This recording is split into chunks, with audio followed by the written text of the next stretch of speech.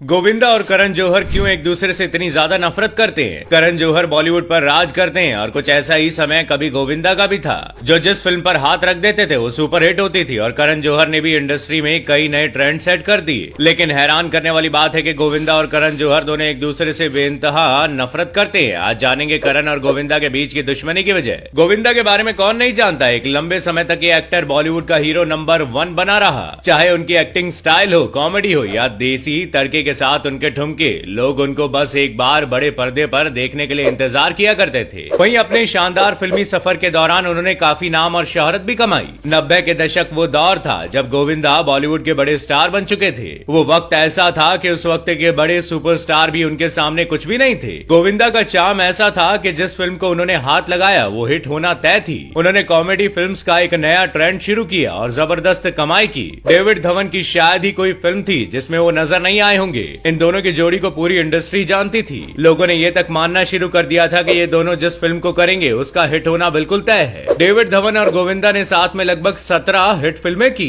दोनों ही लगातार blockbuster hit दे रहे थे। सब कुछ ठीक चल रहा था, लेकिन फिर अचानक कुछ ऐसा हुआ कि इस जोड़ी में दरार आ गई। अचानक ही गोविंदा ने डेविड धवन को लेकर बहुत ही विवादित से बयान देने शुरू कर दिए। इन दोनों के बीच हुआ टकराव किसी से छुप नहीं पाया। उन्होंने कई बार कहा कि डेविड काफी बदल गए हैं। वहीं एक बार गोविंदा ने यह भी कह दिया था कि करण जौहर तो डेविड धवन से भी ज्यादा जलन रखने वाले शख्स हैं। किसी को यकीन ही नहीं हुआ कि बैक टू बैक सुपरहिट देने वाले गोविंदा और डेविड की ये जोड़ी टूट चुकी है। अब कोई ऐसा इंटरव्यू नहीं जाता था जिसमें वो डेविड के खिलाफ कुछ बोलते नहीं थे। उन्होंने ये भी कहा कि उन्होंने एक बार डेविड को ये कहते हुए सुना कि गोविंदा काफी सवाल करने लगा है, मैं अब उसके साथ फिल्में नहीं करना चाहता। ये वही पल था जिसने उनको अंदर तक तोड़ कर रख दिया। उनके मन में ये बात इस कदर बैठी कि वो इस बात को कभी भूल ही नहीं पाए और उन्होंने ये फैसला कर डाला कि वो कभी डेविड धवन के साथ काम नहीं करेंगे। एक समय पर उन्होंने ये भी कहा कि एक समय में डेविड ने उन्हें नजरअंदाज करना शुरू कर दिया था। इतना ही नहीं, उन्होंने गोविंदा के फोन उठाने भी बंद कर दिए थे। अब गोविंदा के निशाने पर बॉलीवुड के famous film maker Karan Johar भी थे। उन्होंने कहा कि करण जौहर तो डेविड से भी ज्यादा खतरनाक आदमी है। जब गोविंदा अपनी फिल्म आ गया हीरो से वापसी करने को तैयार थे तो करण जौहर ने वरुण धवन स्टारर फिल्म बद्रीनाथ की दुल्हनिया उसी वक्त रिलीज करने की प्लानिंग की थी। वहीं जब भी उनसे सवाल हुआ कि क्या वो कॉफी विद करण में कभी जाएंगे तो उन्होंने कहा कि अगर वो उनको बुलाते हैं तो अच्छा होगा, लेकिन मैं उस पर भरोसा नहीं कर सकता। उनके 30 साल के करियर में उन्होंने कभी उनको हेलो भी नहीं कहा। वो अपने ग्रुप से बाहर के लोगों को कभी मौका नहीं देता।